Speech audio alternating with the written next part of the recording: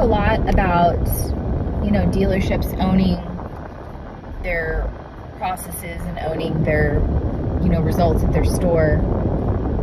Because at the end of the day, you can have the best marketing in the world, but I mean, if you don't have a good sales process, and I'm not talking about, oh yeah, we do. They pick up the phone and they answer it, or we respond with a automated first response, or whatever other, you know, lazy way you want to say that you actually have a process. If you don't have a dedicated, unique process for not only every way that a customer interacts with your store, but for the lead source that they interact with your store from.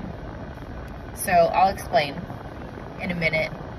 If you don't have that set up, that strategy, very black and white, where I can ask every single person who is customer facing and they all know that process like the back of their hand, you've got work to do, my friend.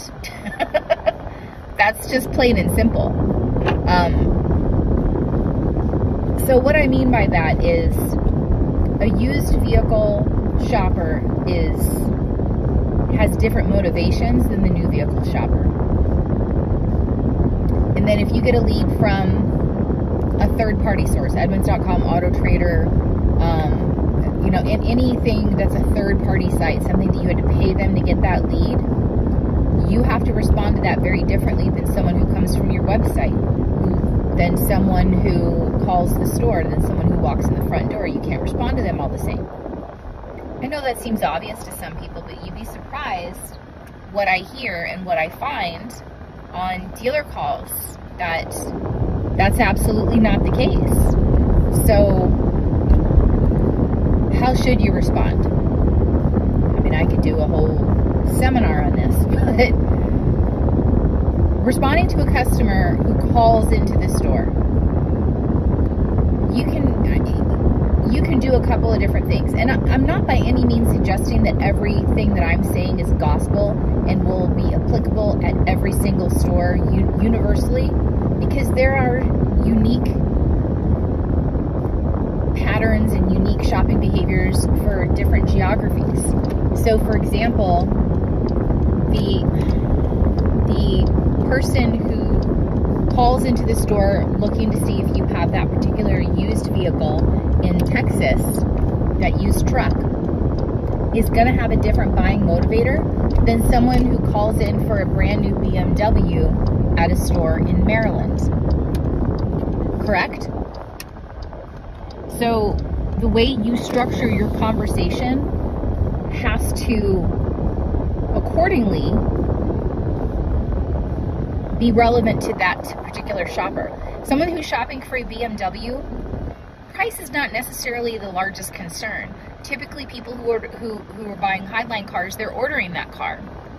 Unless they're buying a used one off the lot, they're going to order that car. So you have to have a different conversation with them. Hey, are you currently leasing a BMW?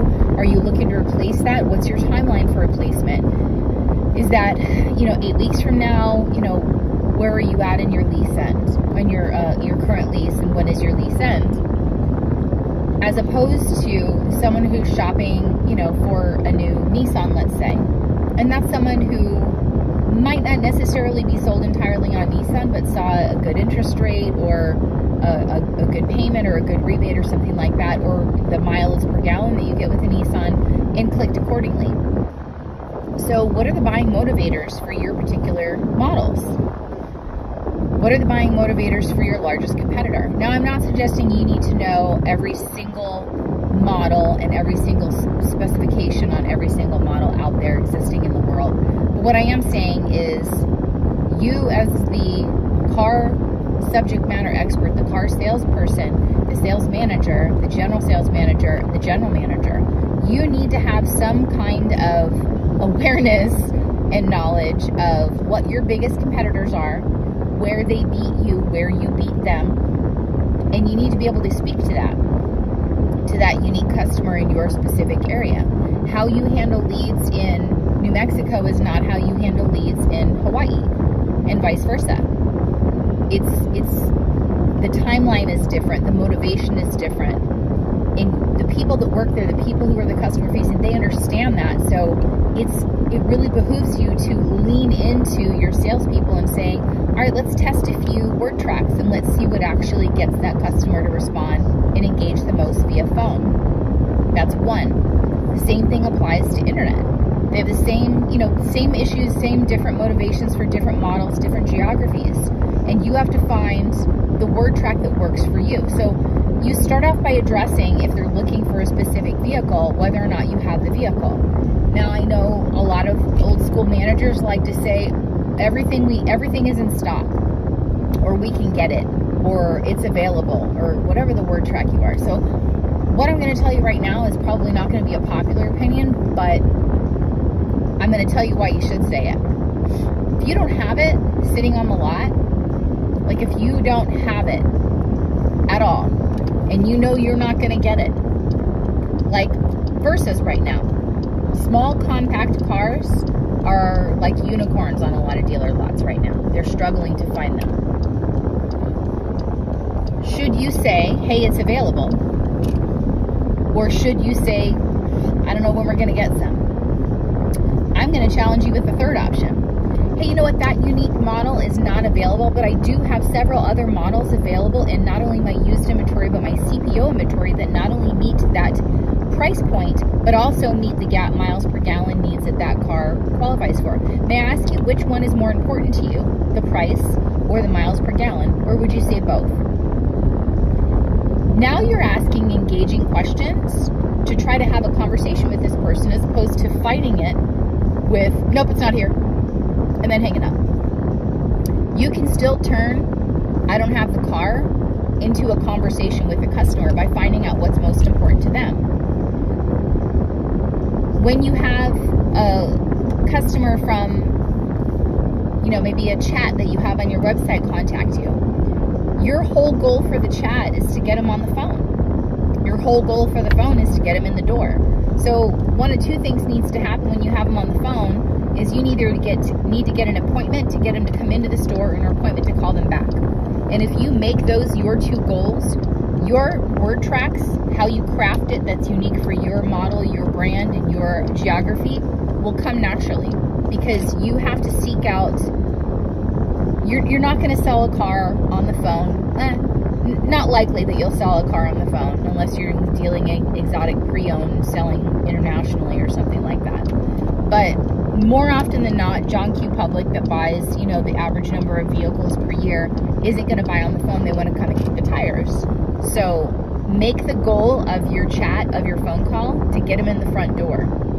Make the goal of the internet lead to get them on the phone. Instead of asking via your internet lead, hey, when can you come in? Ask them, hey, do you have time today to speak on the phone to me about your vehicle? I want to make sure I'm finding the best one to fit your needs. That really is disarming to a lot of people, because they're used to everybody saying, when can you come in? Come in for a test drive. Come in for a test drive for what? You don't even know what I want yet. So really start thinking in terms of long-term customers instead of short-term sales. Because the minute you start thinking long-term customers is about the time that you can start not having to rely on the dealership for your sales goals, and you can actually rely on your own book of business. If you think from day one of starting the car purchase journey as, I want to sell this customer the next 8 to 10 cars they're going to buy in their life, that converts that person into loyal to you customer. And that'll actually help you craft your strategy as far as follow-up with regards to phone, chat, or walking in the front door. I didn't intend on making this a two-parter, but I guess it's going to be a two-parter now. So we talked about phone calls. Next time I'll talk a little bit more about chat, and I'll talk a little bit about website. I'll talk a little bit about internet leads, and then I guess it's going to be a three-parter, because I'm going to need another one to talk about walking in the front door. So thanks for watching. Happy selling.